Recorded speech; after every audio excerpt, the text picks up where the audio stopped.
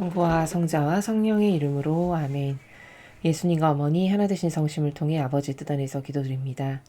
사랑하는 하느님 아버지, 저희 나라는 이제 새해 설 명절을 맞이하고 있습니다.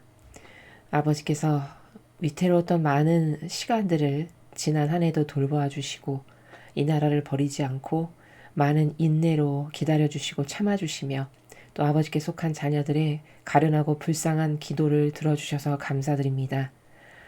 이제 새롭게 시작된 이 한 해도 아버지 뜻 안에서 아버지를 진심으로, 진정성으로, 그리고 갈망으로, 전부로, 영원성으로, 무한성으로 사랑할 수 있는 그런 자녀들이 될 수 있도록 올 한 해 아버지를 원 없이 사랑하여서 자기 스스로 생각해도 만족할 수 있을 만큼의 사랑을 차고 넘치도록 아버지께 드릴 수 있는 그런 자녀들이 될 수 있도록 아버지께 속한 모든 자녀들을 하나 되신 성심을 통해 아버지의 뜻에 새롭게 새해를 맞이하여 봉헌드리오니 아버지 축복하여 주시고 자비를 베풀어 주시며 각각의 영혼에게 필요한 은총으로 축복하여 주시옵소서.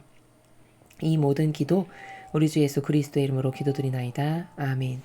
성부와 성자와 성령의 이름으로 아멘. 안녕하십니까?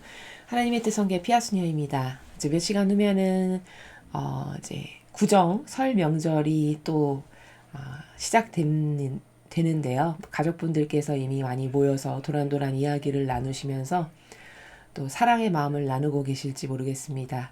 우리가 하나님의 뜻 안에서 산다는 것은 계명을 지키는 거고 그 계명을 지키는 것의 첫 번째는 사랑을 실천하는 것인데 그것이 가족을 먼저 사랑하는 것, 아버지 뜻 안에서 가족과 친지와 하나 되고 수용하고 포용하고 하는 것이라는 것을 여러분들이 잊지 마시고 이 명절에 그 작은 것 하나를 실천해 보시는 그런 행복한 명절이 되셨으면 좋겠습니다.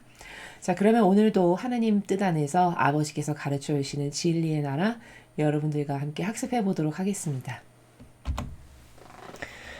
2023년 1월 17일 대종을 위한 메시지. 저 보리는 또다시 하나님 아버지의 성심이라고 알게 된 큰 불꽃을 봅니다. 하나님 아버지께서 말씀하십니다. 자녀들아, 너희는 현재 진실로 안개가 자욱한 시대에 살고 있다. 이 시대는 많은 진리가 너희에게서 감춰져 있다. 너희는 보이지 않는 이면에서 세상 사건들의 줄을 조종하고 있는 배후 조종자를 보지 못한다. 지금 세상에는 마치 보드게임처럼 세계 정세를 움직이고 있는 한 사람이 있다. 비숍들은 무더기로 한쪽 구석에 몰려있고 나이트들도 무더기로 또 다른 구석에 몰려있다. 비숍과 나이트들 사이에는 이 게임이나 게임의 규칙에 대해 전혀 모르는 순진한 군중이 셀 수 없이 많이 있다. 그러므로 내가 너희에게 말한다. 너희가 반드시 따라야 하는 규칙은 바로 나의 계명들이다. 이 계명들은 비록 너희가 바뀐 게임이나 다른 대안을 보지 못한다고 해도 너희가 승리로 나아갈 수 있게 해줄 것이다. 나의 규칙대로 게임을 하여라. 그러면 놀랄 일은 없을 것이다. 주님의 말씀입니다. 하나님 감사합니다. 오늘 아버지께서 주시는 이 메시지를 여러분이 올바르게 이해를 하시려면요. 먼저 이걸 아셔야 됩니다. 성경과 이런 아버지의 그 메시지 말씀이나 또 다른 그 아버지의 뜻이 전해주시는 내용들을 보면 주로 아버지는 비유, 은유로 말씀을 하십니다. 그렇죠? 그래서 성경도 보면 예수님이 수많은 비유로 겨자씨의 비유라든가 그 다음에 땅에 떨어진 옥토에 떨어진 씨앗, 가시덤불에 떨어진 씨앗, 길바닥에 떨어진 씨, 좋은 토양에 떨어진 씨 이렇게 비유로 많이 얘기를 하시죠. 하느님의 화법이라고 할까요? 그 진리의 화법의 세계가 이렇게 비유나 은유로 말씀하시는 데는 이유가 있습니다. 그것은 괜히 심심해서 그렇게 하시는 것이 절대 아니고요. 여러 가지 다중적인 이유가 있는데 그것은 하느님께 속한 자녀들만이 알아듣게 하시려고 비유나 은유로 말씀하시기도 하고요. 왜냐하면 그 은유법을 이해할 수 있을 만큼 하느님과 평소에 교감이 되고 소통이 되는 자녀들은 그 말씀이 무슨 뜻인지 알아듣겠지만 마귀의 자식은 그 비유나 은유를 알아들을 수가 없죠.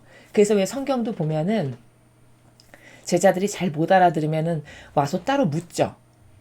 주님, 아까 말씀하신 그 비유가 무슨 뜻입니까? 이렇게 따로 물어보잖아요. 그럼 예수님이 그렇게 말씀하시죠.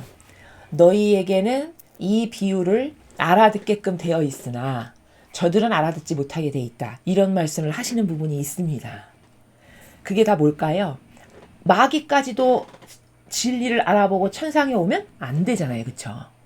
그렇기 때문에 하느님의 자녀들만 속가내기 위해서 비유를 말씀하신다라는 것을 거기서 발견할 수 있습니다. 그 다음에 또 비유로 말씀하시는 이유는 이 진리라는 게 어떤 자연법에서의 지적 학문하고는 다른데 어떻게 다르냐면은 우리가 자연법에서 쓰는 이런 언어라는 것은 이 한 가지의 물체를 한 가지의 정확한 단어로 지칭해서 일컫는 이런 말을 쓰는 걸 좋아하죠. 예를 들면 볼펜, 뭐 연필 이렇게 해서 그 단어를 쓰면 그 사물이 딱 하나, 거기에 해당하는 사물 딱 하나가 떠오르게끔 하는 명확한 단어를 쓰는 것을 좋아하잖아요. 근데 비유나 은유를 쓰면은요, 하느님의 진리의 나라가 그렇게 하나의 단어로만 표시되는 나라가 아니고, 제가 늘 말씀드리죠. 다중적이라고. 자연법의 언어는 하나의 단어에 하나의 개념만이 연결되지만 진리의 나라는 그렇지가 않습니다. 사랑.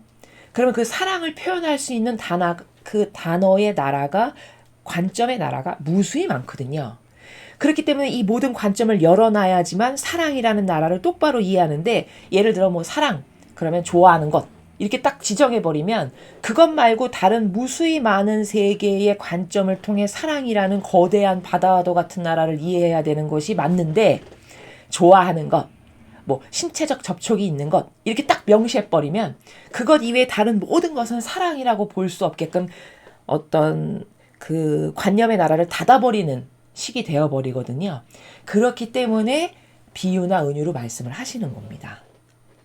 자, 이렇게 진리의 세계는 무한한 바다와도 같고 그래서 끝없이 창조가 일어나는 세계고 이런 것입니다. 그래서 오늘도 지금 아버지께서 여기 말씀하실 때 은유법으로 이야기하시거든요, 오늘. 근데 알아들을 수 있는 사람은 그 은유를 통해서 아버지가 말씀하셔도 다 알아듣습니다. 조금만 객관화를 해주면 아, 그렇구나. 이렇게 확 알아듣고 그 관점의 세계가 확 열립니다. 그러나 그것을 굳이 연필, 예를 들면 뭐 볼펜 이렇게 한 개의 단어로 지정해버리면 아까 제가 서두에 말씀드렸다시피 그 하나의 나라, 진리는 하나의 단어가 수많은 바다와도 같고 대양과도 같은 나라인데 그 수많은 차원의 다중적 나라를 다 닫아버리는 것이 되기 때문에 그렇게 표현을 안 하시는 것이다. 그래서 곰씹고 곰씹으면 그 단어 하나를 통해서 발견할 수 있는 무수히 많은 진리의 나라가 끝도 없이 많이 발견된다. 이렇게 말씀을 드릴 수 있습니다. 그래서 오늘도 서두에 이런 말씀을 드리는 이유는 이제 후미에 나오는 단어 중에 그 은유를 통해서 아버지께서 말씀하시고자 하시는 나라가 있는데 그 나라가 무엇인지를 여러분이 발견하시는 것이 오늘 이 전체의 메시지를 올바르게 이해하는 관점의 나라다라고 이렇게 정리를 해서 먼저 말씀을 드리겠습니다. 자, 그럼 첫 번째 줄부터 보시면요. 자녀들아, 너희는 현재 진실로 안개가 자욱한 시대에 살고 있다. 이렇게 말씀하십니다. 자, 이것도 은유법이잖아요. 이렇게 말할 수도 있는 거잖아요. 얘들아, 너는 지금 요즘 시대는 있지? 온통 시커먼 마귀밖에 없는 시대야. 이렇게 직설적으로 말씀 안 하시죠. 그렇죠? 안개가 자욱한 시대.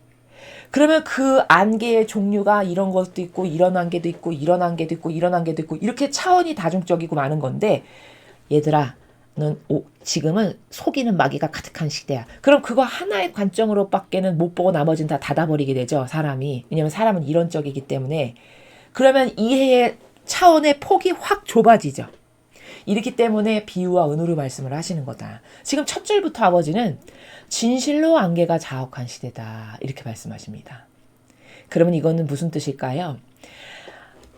차 운전해 보시는 분들은 잘 아시겠지만 안개가 전방 앞에 약간만 껴도 시야 분별이 굉장히 어렵죠. 그러면 안개가 자욱하다는 것은 무슨 뜻이냐? 그 정도로 분별이 어려운 시대라는 것을 말씀하시는 것이죠. 진실과 거짓, 어떤 게 진실이야? 아니 어떤 게 거짓이야? 안 보이네?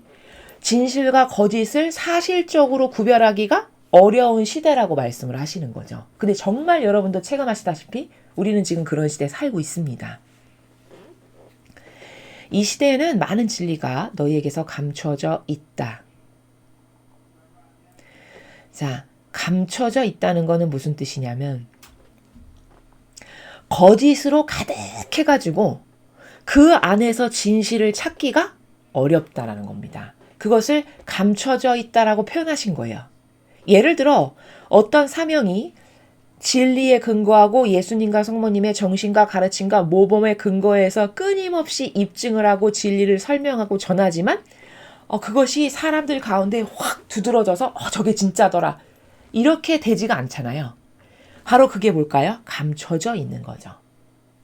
아버지의 뜻이 있으셔서 때가 되면 드러나게 될 거고 아버지께서 그 사명을 통해서 혹은 그 아버지께서 선택하신 어떤 것을 통하여 아버지의 뜻을 이루기 위한 다양한 과정이나 절차들이 있는 거고 그래서 그 아버지가 허락하신 때가 되면 눈이 열리고 뜨인 사람들이 그리고 이제 이 악이 앞으로 한 7, 8년 후면 악의 세력이 더 이상 속이는 세력은 없어질 거다라고 성모님이 말씀하셨거든요. 이 마라나타 메시지 2020년 1월 1일 메시지에서. 그러면 불과 한 7, 8년 남았잖아요. 7, 8년 후면 여러분 속이는 세력의 마귀는 이제 없어질 겁니다. 자, 그렇다고 해서 또 이 말씀을 오해하시면 안 되는 게 그럼 도둑도 없고 강도도 없고 이상한 그 세상에 이런 범죄자도 싹 없어지나 봐. 그게 아니고요. 속이는 세력이 없어진다는 거는 거대 세력 있죠. 예를 들면 이런 전체주의의 카발 세력 이런 큰 덩어리가 세상에서 사라질 거라는 겁니다. 그러나 자잘자잘한 악은 그래도 존재하겠죠. 인간의 부족한 그 한계치만큼. 아무튼 이런 시대로 점점 성화 시대로 발전할 거기 때문에 그렇게 될 건데 앞으로의 시대가 그렇게 해서 어떤 정점을 찍어서 아버지께서 이것이 진리다라고 드러내시기 전까지는 싹 감춰져 있다는 겁니다. 그건 여러 가지 의미가 있어요. 하느님께서 행하시는 것에는 한 가지의 의미만 있다고 절대 말할 수가 없습니다. 아버지의 뜻하시는 바는 여러 가지가 그 안에 숨겨져 있다라는 겁니다. 그래서 감춰져 있다라고 말씀하고 계십니다. 너희는 보이지 않는 이면에서 세상 사건들의 줄을 조종하고 있는 배후 조종자를 보지 못한다. 이게 무슨 뜻이냐면은 세상 사건의 줄을 조종하고 있는 배후 조종자가 진짜잖아요. 사실은 그렇죠? 근데 사람들은 그 눈에 보이는 것을 보지 배후 조종자는 못 본다는 거예요. 예를 들어 여러분 그 영화 같은 데 보면은 이렇게 인형이 달려있고 인형에 이렇게 줄이 이렇게 매달려 있어가지고 4개의 인형이 이렇게 줄 하나에 연결돼 있으면 여기 이렇게 막대기가 있고 그 막대기에다가 가는 줄이 연결돼서 인형들이 여기서 위에서 손이 이렇게 조작을 하면 여기 밑에 인형들이 이렇게 막 움직여서 인형놀이 하는 뭐 이런 거 영화에서 보셨죠?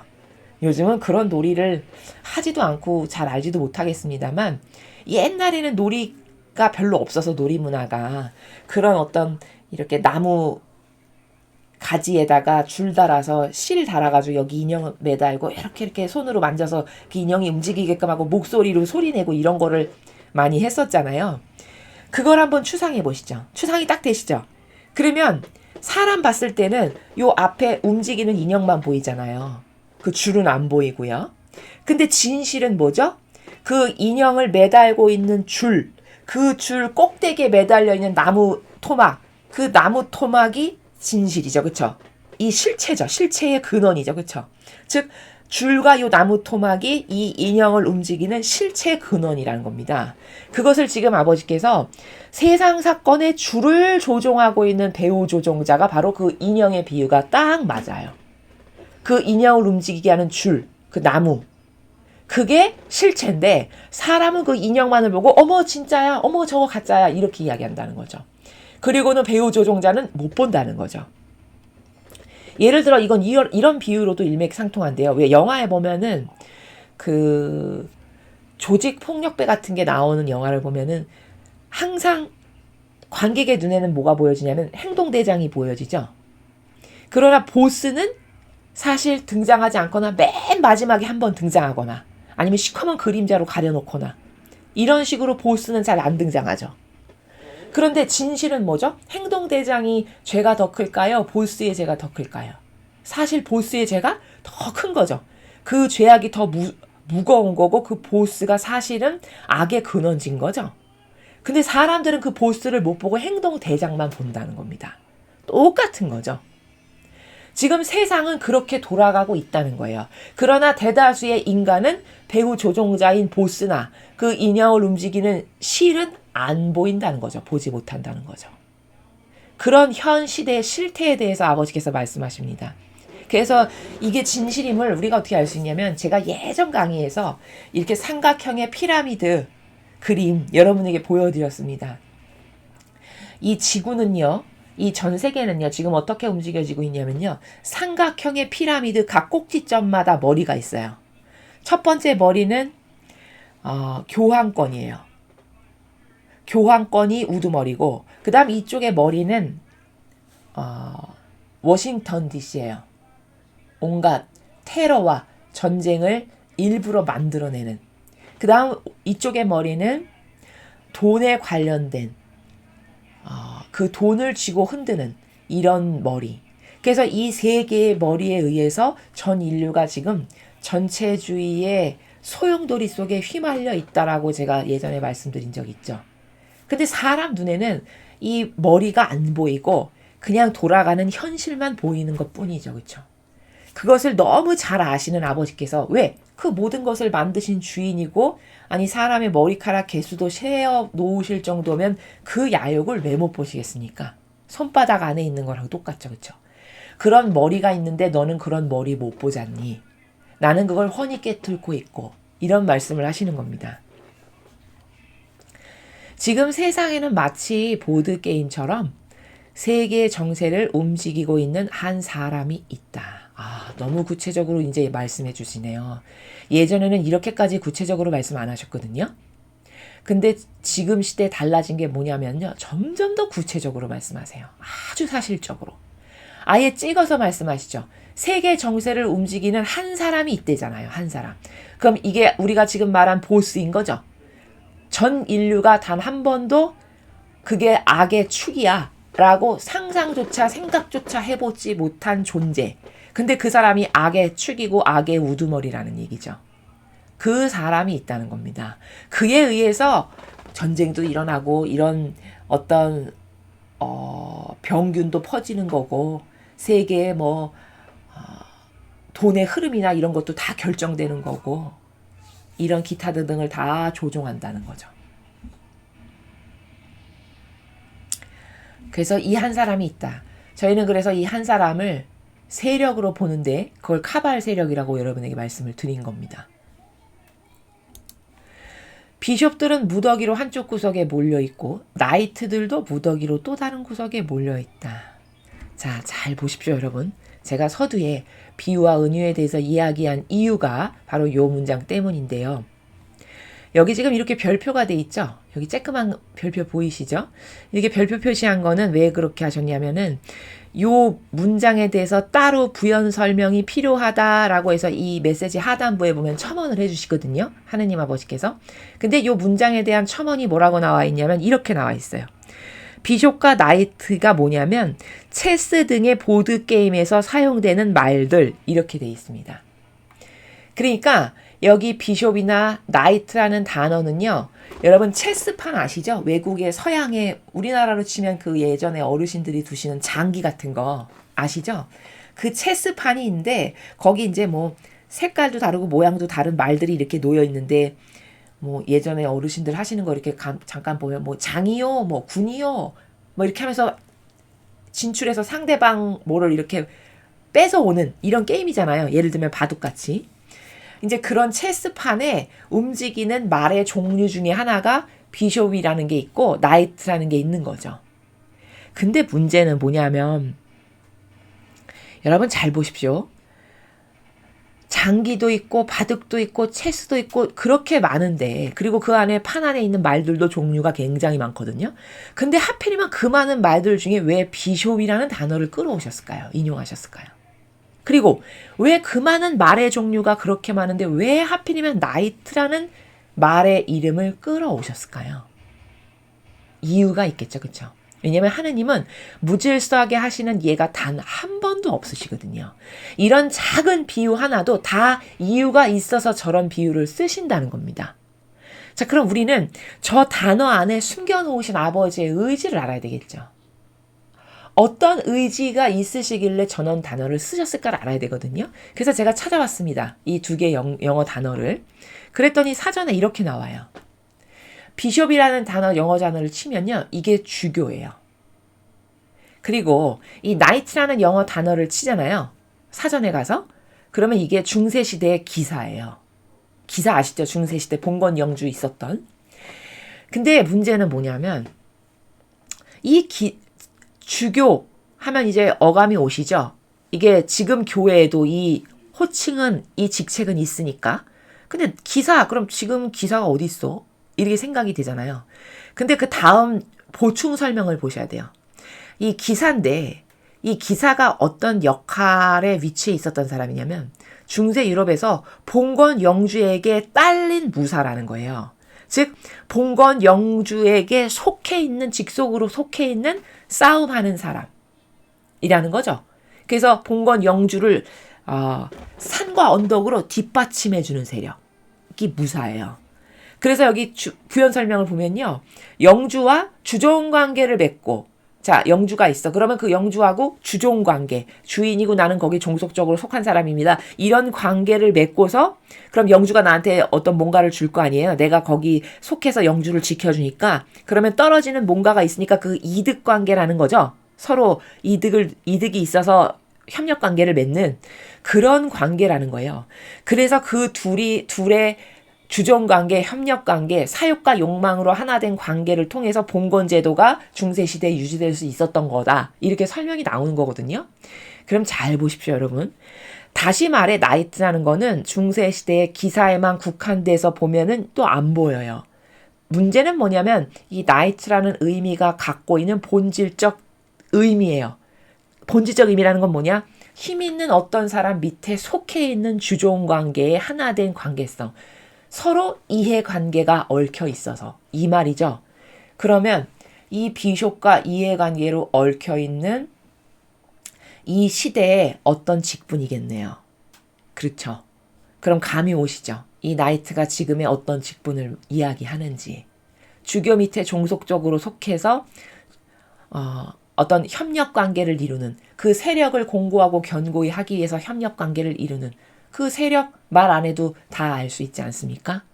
우리가 수십 년의 종교 생활을 했기 때문에 바로 그곳을 지칭하는 은유다라는 겁니다. 이 비숍과 나이트가.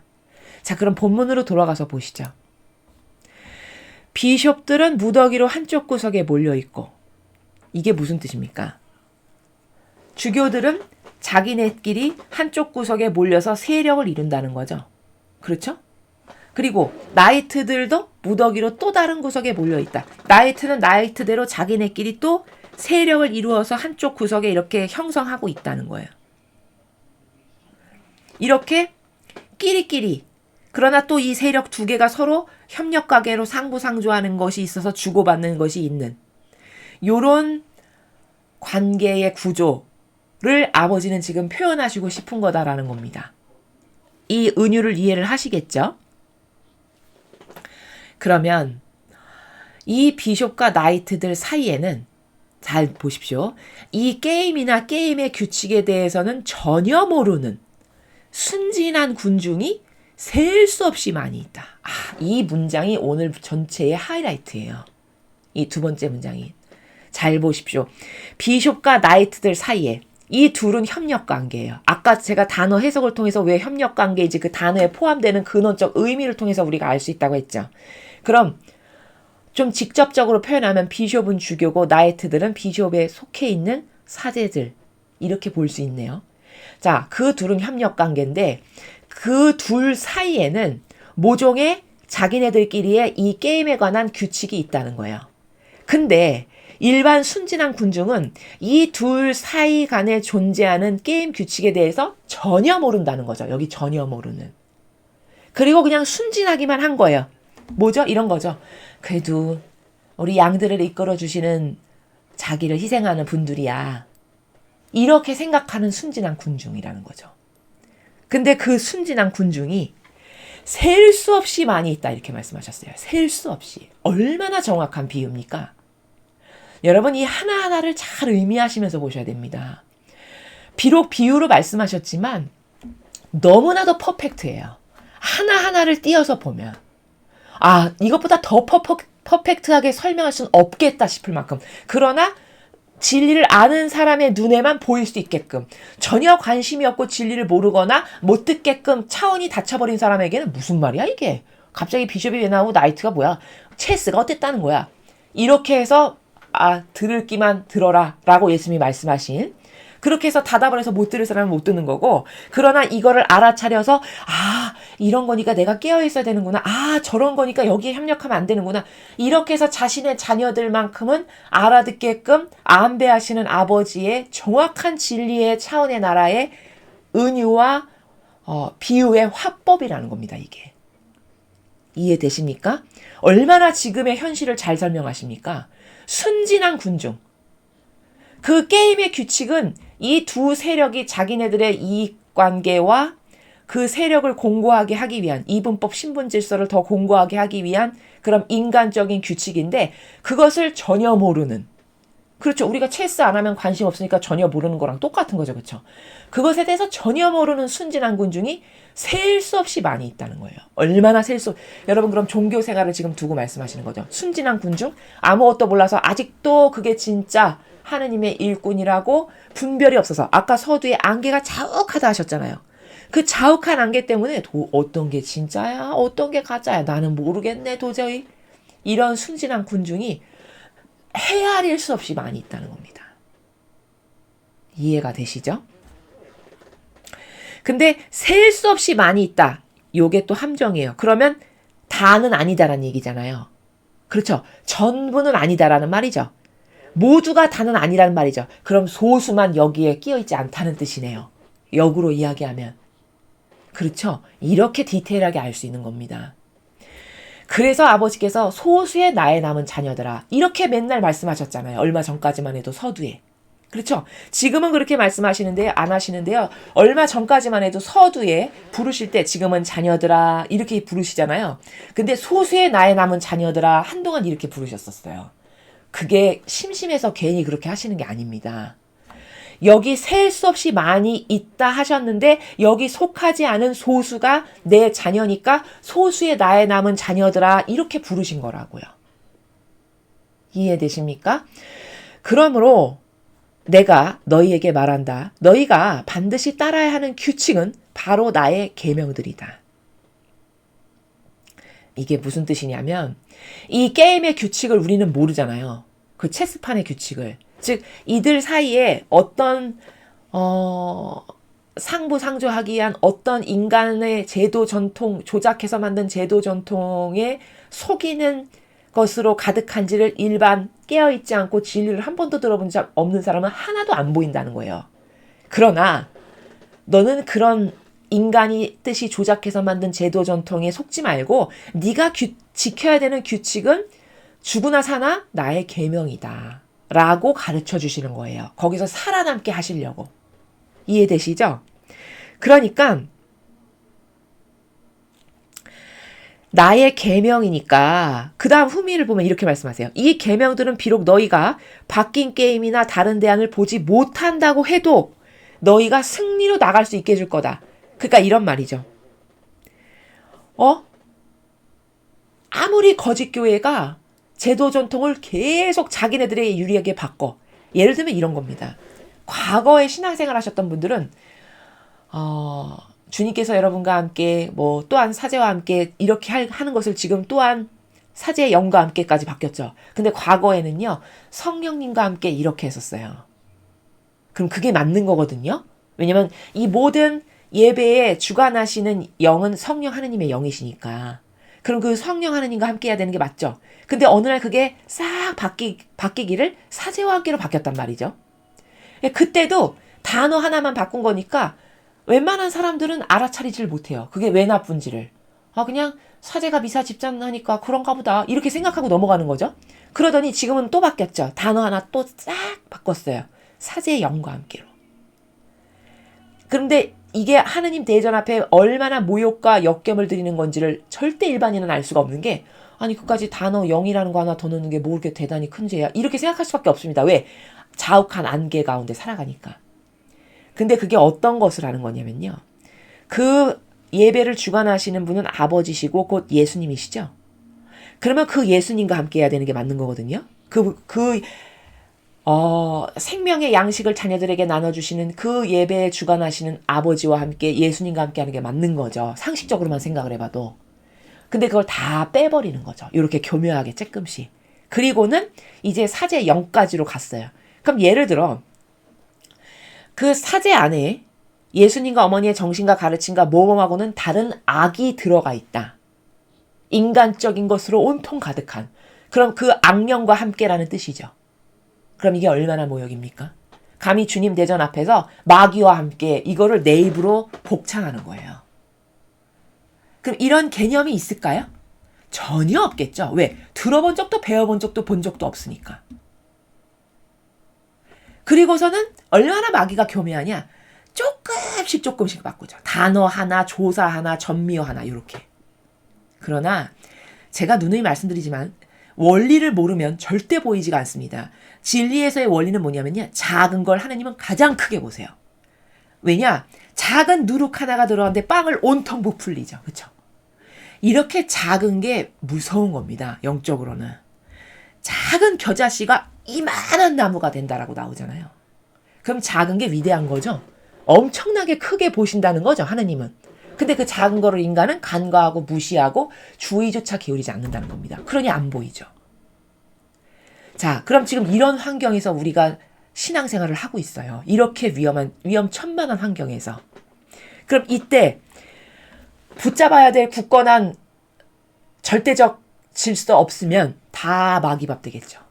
내가 의도하지 않고 원치도 않았는데 마귀의 종이 돼서 줄줄줄줄줄 끌려가는 거죠.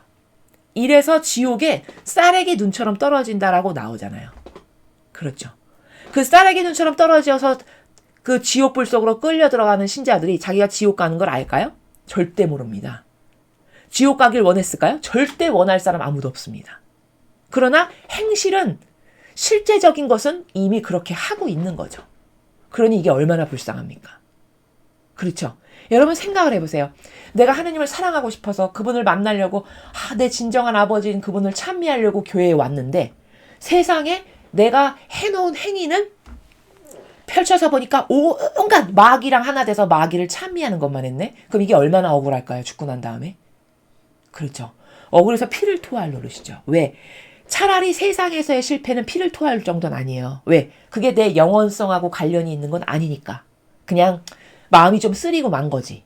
그러나 영혼과 관련되고 영원성하고 관련된 건요, 피를 토하고 죽을 노릇이에요. 왜? 그거 다시 바꿀 수가 없거든요. 이렇게 진리의 눈이, 영안이 완전히 열려서 허와실을 다 완벽히 명명백히 봐서 무엇이 악이고 무엇이 아닌지를 봐서 그때그때마다 고해성사도 하고 죄를 떨궈버리도 하고 긋기도 하고 고행도 하고 이렇게 살지 않는 한, 그 낱낱한 모든 죄악이 하나도 안 보인다면 얼마나 위험천만한 세상에 살아가고 있는 겁니까? 그렇죠.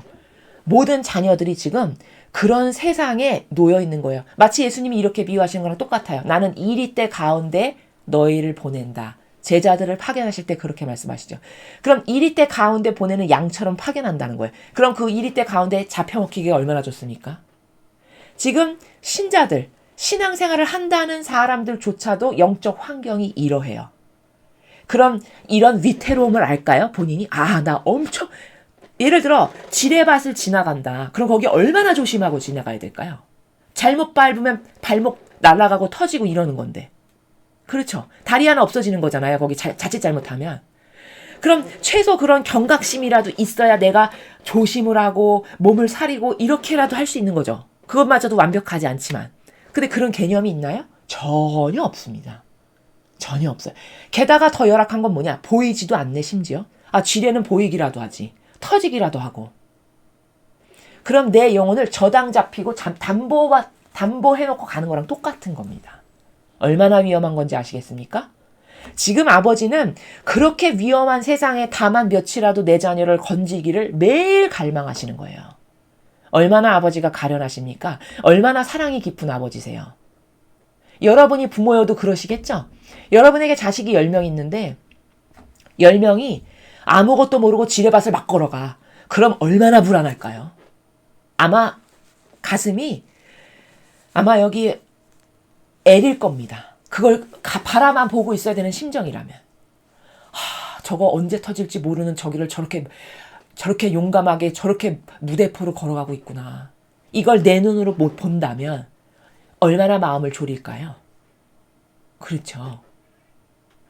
이렇게 영적 환경이 지금 무섭고 열악하고 처참한 겁니다. 그런 세상에서 아버지는 지금 게다가 너는 게임의 규칙도 모르잖아. 쟤네들끼리 무슨 암암리에 어떤 협력이 있고 협력관계가 있고 그들의 속셈이 뭐고 그래서 그 사람이 그렇게 하는 게 아니라 그 사람 안에 살아가는 악이 그렇게 하는 거잖아요. 그럼 그 악령의 계략이 얼마나 뛰어나겠어요. 보이지 않는 세계에서 활동하는 존재니까. 그럼 그 악령이 짜놓은 계략이나 책략이나 그렇게 해서 영혼을 잡아먹으려고 하는 수많은 이 단어 하나를 바꾸는 것도 그 정도로 악이 아주 치밀하게 짜놓은 건데 그런 거 하나도 모르는 그 벌판을 걸어가는 가녀린 양이 있다면 얼마나 불안합니까? 그런 환경에서 아버지는 그래 네가 게임 바뀐 거 아무것도 모르고 질서도 모르고 게임 규칙도 모르고 전혀 몰라. 그래도 너가 너가 살아남으려면 오로지 뭘 잡아라? 계명만을 지켜야 돼. 이게 내 생명줄이 목숨줄이야. 이렇게 하면 너는 승리할 수 있게 내가 도와준다라고 말씀하시는 거예요. 이해가 되시죠?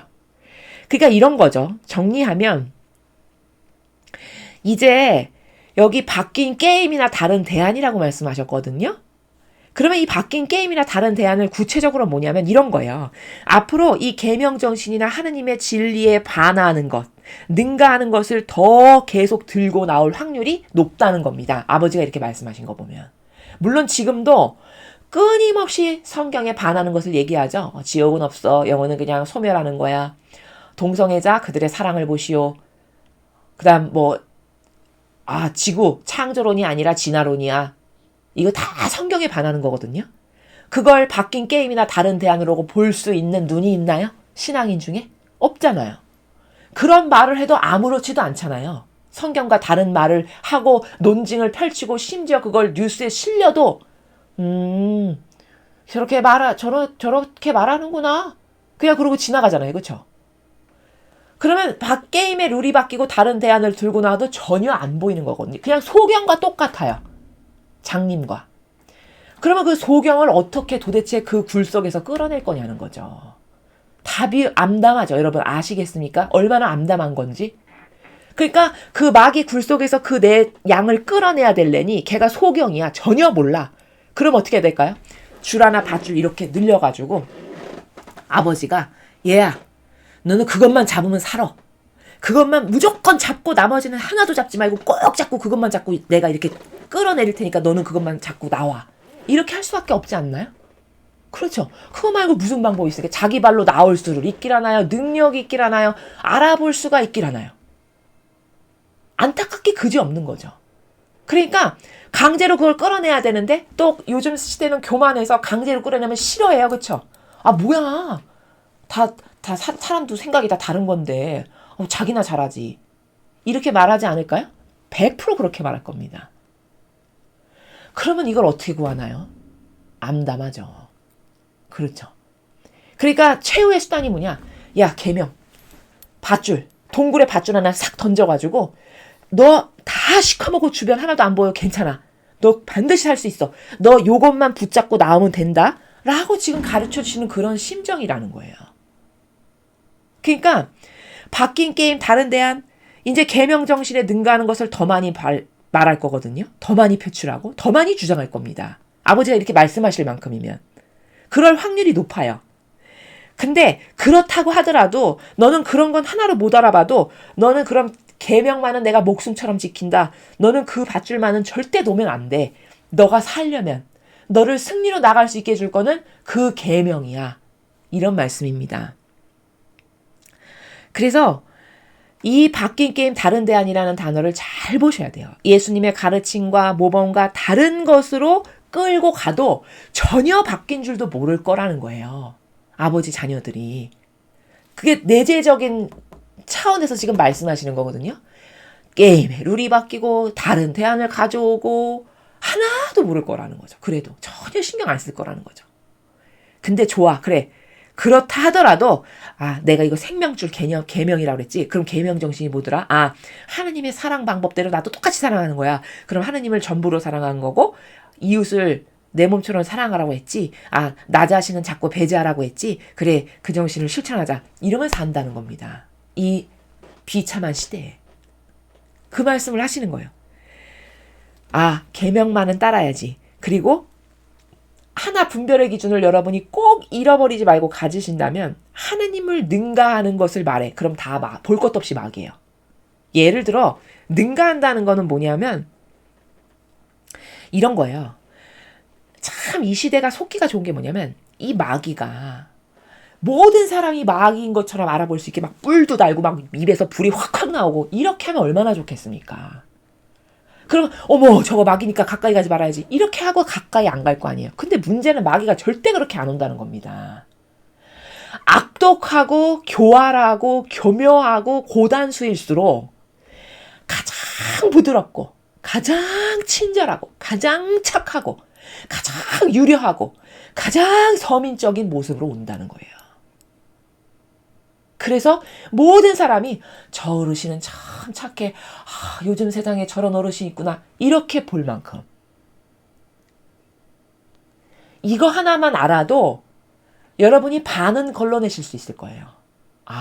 마귀가 이런 걸로 온댔지. 저거 그런 표양이네. 유심히 봐야 되겠다. 이런 생각할 수 있죠. 그렇죠? 그래서 내가 계명 따라야지 하느님을 능가하는 건 마귀랬어. 그러니까 하느님을 능가하는 게 뭐냐면 구체적으로 이런 겁니다. 하느님은 사랑이십니다.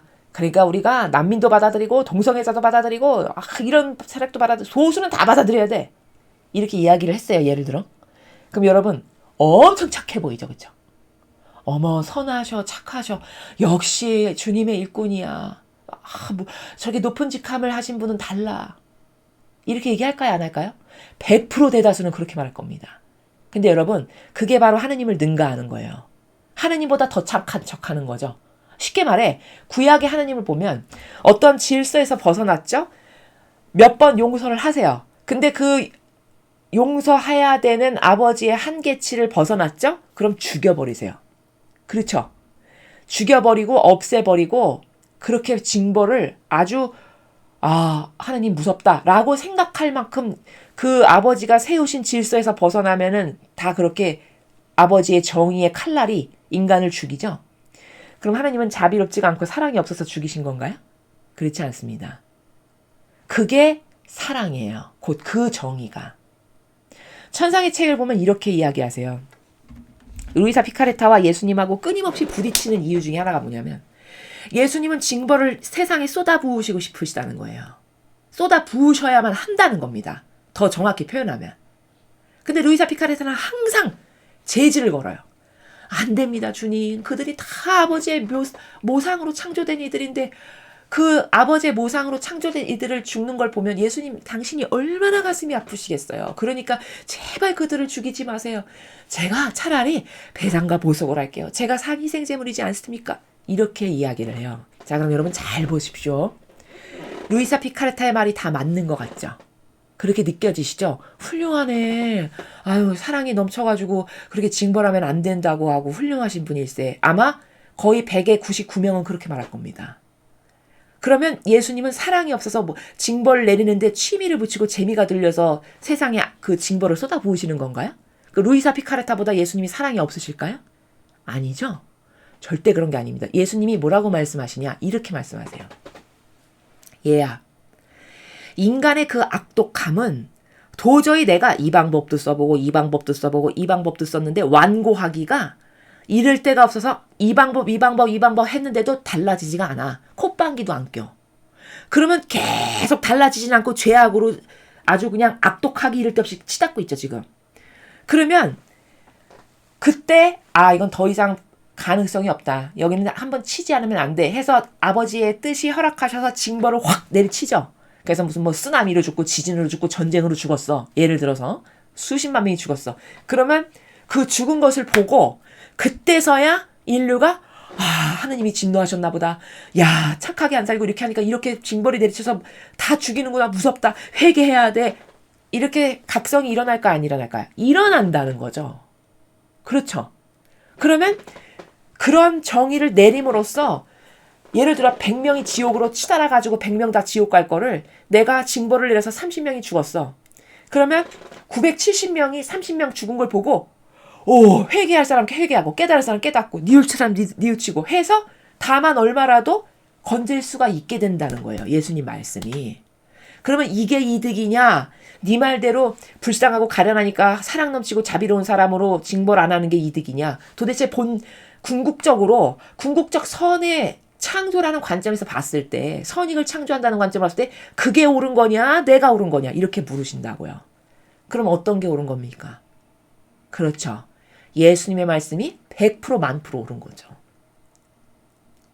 예수님이 그렇게 말씀하신, 내가 징벌을 내리기를 좋아하거나 인간을 사랑하지 않거나 해서 그런 게 아니다. 살리려고 징벌을 내리는 거다. 오히려 이렇게 말씀하세요. 이런 거랑 똑같은 거죠. 예를 들어 여기 팔이 어떤 질병이 걸려가지고 썩어 들어가. 이거 도저히 썩어 들어가는 게 이게 감염이 심해지면은 이 팔 다 잘 절단해야 돼. 그럼 여기 조금 썩을 때 이 정도 잘라내야 되는 게 옳은 건가요? 어머, 자르면 아파. 그러면 안 돼. 너의 육신인데, 너의 지체인데. 그러면 되겠니? 이게 맞나요? 그러면 그거 다 썩어 들어갈 텐데. 어떤 게 맞는 건가요? 그렇죠. 여기 조금 썩어 들어가기 시작할 때 빨리 도려내든지 봉합을 하든지 수술하든지 다 안 되면 자르든지 어떤 결정을 내야 될 거 아니겠습니까? 그래야 다 나머지라도 살리죠. 이게 옳은 거죠. 그렇죠? 근데 루이사 피카레타가 주장하는 거는 그러면 안 됩니다. 그럼 아프잖아요. 그럼 속상하시잖아요. 볼 때마다 눈물 나실 텐데요. 이런 거예요. 그러면 사람이 봤을 때는요. 이런 어떤 예와 아니오의 분명한 선과 악의 분별이 아주 확고부동하고 명확한 사고방식이 없죠? 그럼 여러분도 제 설명 듣기 이전에는 그 루이사 피카레타의 말도 일리 있는 것 같은데, 맞는 것 같은데 아마 대다수는 그렇게 생각할 겁니다. 그렇죠? 오히려 그게 더 착해 보일걸요. 예수님보다. 심지어는. 그래서 오감이 병들죠. 그럼 빨갱이의 그 교묘한 자비는요. 루이사 피카레타가 맞다라고 거기 칭송하고 박수 칠 겁니다. 그게 착하다고. 그게 서민 코스프레 같은 게 바로 그 나라, 똑같은 나라예요. 정서가. 이해가 되십니까? 그러니까 이런 세상에 지금 살아가고 있어요. 저희가. 이렇게 그게 교묘하면 교묘할수록 점점 더 세분화하기 어려울 거거든요. 어떤 게 막이고 어떤 게 선인지를. 지금 이 단적인 하나의 예만 가지고도 예수님의 논고를 듣지 않으면 루이사 피카레타가 옳다라고 말할 사람 거의 다예요. 착하기만 하네. 자기가 배상보석을 한대잖아. 게다가 아마 이렇게 얘기할 겁니다. 근데 하느님은 결과론적 사고방식을 하세요. 결과론적 사고방식이라는 건 뭐냐면 궁극적으로 선익이 창출될 거냐. 선익이 조금이라도 더 많이 창출되게끔 하시는 게 아버지 사고방식이고 아버지 다스림의 원리예요. 그럼 죽는 게 안타깝지만 하느님의 손에 의해서 몇 명이 죽어 징벌을 받아. 그럼 나머지 이 많은 사람이 그것을 보고 회개하고 뉘우치고 반성할 사람도 분명히 있을 거고 그래서 그들이 다시 하느님께로 돌아오고 그래서 살아나. 그럼 이게 결과론적 사고방식으로 봤을 때 이게 선익 창출이죠. 그렇죠? 그러나 루이사 피카레타의 논지는 썩어도 나도 죄악 계속 하셔도 그거 죽으면 불쌍하잖아요. 안 돼요. 살려주세요. 그럼 점점 더 악해질 텐데 오히려 더 오만방자해질 텐데 내가 이렇게 살아도 나는 이렇게 잘 먹고 잘 살았어. 하느님은 어디 계셔? 생전 가야 징벌도 안 떨어지네. 오히려 이렇게 생각할걸요? 그럼 어떤 게 결과론적 사고방식으로 이득인가요? 어떤 게 선익 창출인가요? 예수님의 방법이 맞으시죠. 이게 맞는 거라는 거예요. 이게 진정한 사랑이라는 겁니다. 이게. 그럼 사랑이 뭔지도 똑바로 모르는 거네요. 인간은. 결과. 그렇죠. 결론적으로 말하면 사랑이 뭔지 모르는 거 아니겠습니까? 그러면 이런 데서 어떻게 살아남나요? 지금 이런 세상인데 이렇게 마귀가 교묘하고 아주 사람을 속이기가 최첨단으로 속이는데 어떻게 살아남습니까? 이런 시대에. 그렇죠. 오로지 아버지가 가르쳐주신 어머 계명 따르래. 야 계명이 내 생명줄이고 목숨줄이구나. 그럼 나를 배제하고 무조건 아버지가 좋아하실 사랑의 행위를 하면 돼. 그럼 나는 살겠다. 이게 답이. 이것밖에는 답을 아버지가 주실 수가 없어요. 이 시대는. 그렇죠. 왜? 일일이 다 그렇게 섬세하고 디테일하고 그렇게 교묘한 걸 분별할 수조차 없을 테니까. 그러니 계명을 지켜. 내가 준 질서지? 내가 준 법이지? 그럼 네가 그걸 지킬 때 쟤는 나를 사랑하는구나. 구별이 딱 되는 거예요. 나한테 속한 자녀구나. 불구하고 저렇게 계명을 지키려고 자기를 희생하는구나. 쟤는 살릴 명분이 있어. 왜? 나를 사랑한다는 징표요 증거로 저거를 지키고 사니까. 얼마나 심플하고 간단합니까? 그렇죠? 그렇게 하면 내가 너를 살린다. 그러니까 너가 승리로 나가게 해준다라고 말씀을 하시는 겁니다. 이해가 잘 되시죠? 나의 규칙대로 게임을 해라. 마귀가 설정한 너 체스 게임 이런 거 하나도 모르잖아. 그런 거 따라가서 괜히 너까지 쓰나미처럼 휩쓸려서 지옥 가지 말고 내 규칙대로 게임을 하렴. 그럼 아버지 규칙대로가 뭐예요? 이 계명을 지키는 거. 이게 아버지 규칙 게임의 질서예요. 그걸로 해라 게임. 그러면 놀랄 일은 없을 거다. 놀랄 일은 없을 거다가 뭡니까? 네가 만약에 그렇게 내가 준 계명만을 지키면 내가 이런 세상에서라도 살아남을 수 있고 승리할 수 있구나 해서 그걸 지켜. 그러면 놀랄 일은 없을 거다. 다시 말해 네가 그렇게 계명을 열심히 지키고 아버지의 이런 말씀에만 근거해서 살지. 그러면 큰 일 없이 잘 넘어가게 내가 너를 보호해 줄게.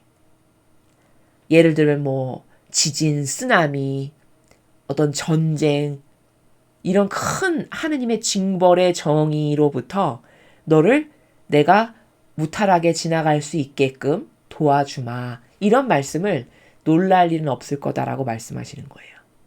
좀 극단적으로 표현하면 너무 악해서 얘네들은 안 되겠다. 원자폭탄 하나 떨어뜨려가지고 쓸어버리고 내가 새로 창조를 하든가 도저히 안 되겠다. 이런 마음을 먹으셨다가도 저렇게 쟤네들이 계명을 열심히 지키고 내 말이라고 해서 하나 되고 순명하려고 하는구나. 그러면 그렇게 놀랄 일을 내가 상쇄시켜주고 더 감해주고 그래서 내 자녀를 보호해주고 내가 이렇게 너희를 지켜주마 라고 말씀하시는 나라가 마지막 놀랄 일은 없을 것이다 라고 지금 그 표현하신 문장의 나라가 그 나라다라는 겁니다.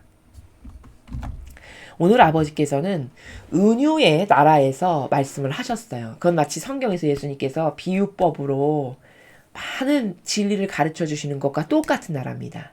그거는 왜 그런지를 제가 서두에 왜 그렇게 진리를 말씀하시는지를 서두에 말씀드렸습니다. 그러나 자녀는 들으면 즉시 그렇구나 딱딱 꽂혀요.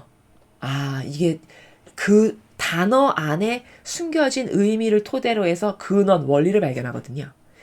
그러면 내가 지금 이렇게 교묘한 악이 점철된 안개처럼 자욱한 시대에서 어떻게 하면 내 영혼이 살아남을까를 아시겠죠.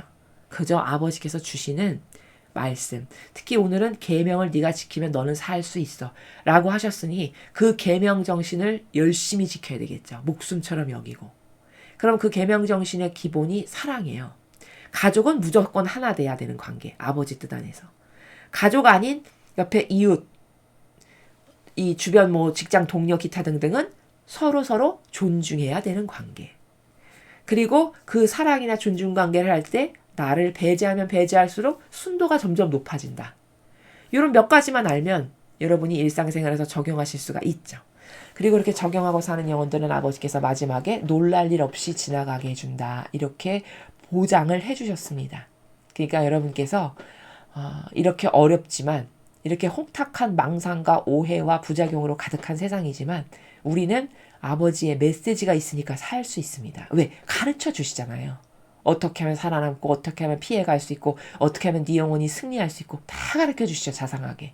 그러니까 전혀 불안해하실 필요 없고 아버지께서 주시는 말씀을 나는 목숨처럼 지킨다. 나 그것만 따르고 살면 다 지켜지고 안전하고 넘어가고 이렇게 해주신다 했어. 그 신뢰, 그 믿음으로 여러분이 더 굳건하시고 그리고 더 아버지를 많이 사랑하시고 그런 아버지와 하나 되시는 그런 자녀들이 되셨으면 좋겠습니다. 이상으로 2023년 1월 17일 대중을 위한 메시지 해설을 마치겠습니다. 감사합니다.